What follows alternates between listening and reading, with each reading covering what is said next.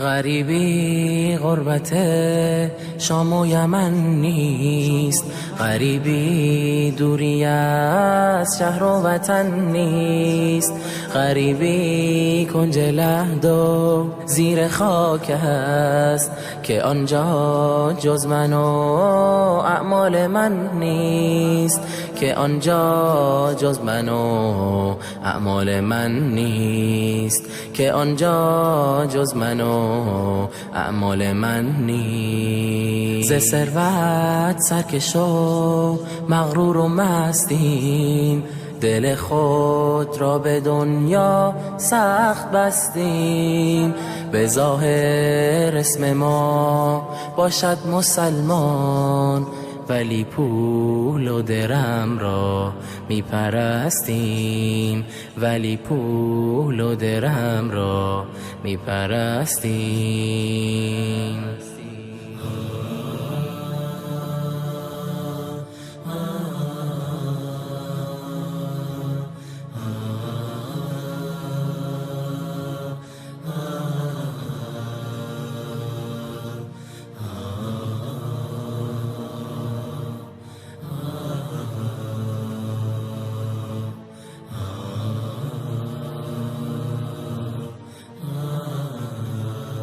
خدا را وقت سختی می شناسیم،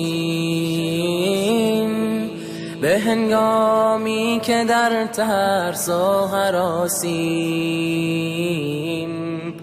چو سختی و مصیبت برطرف شد، خدا را غافلیم و ناسپاسیم، خدا را غافلیم و ناسپاسیم. اجل نزدیک گشت و راهمان دور، اجل را نیست مانع ثروت و زور،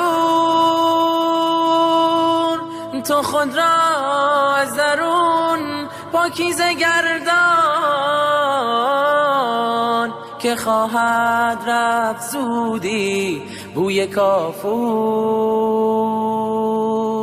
که خواهد رفت زودی بوی کافور. دم آخر که وقت رفتن ما، جدایی از زن و فرزند و دنیا، زمان غربت است و ترس و وحشت. انا لله و انا الیه راجعون. زمان خواب روی شانه راست، زمان خواب روی شانه راست، به زیر خاک و گل یا رب چه سازم، به سوی تو آستین دست نیازم،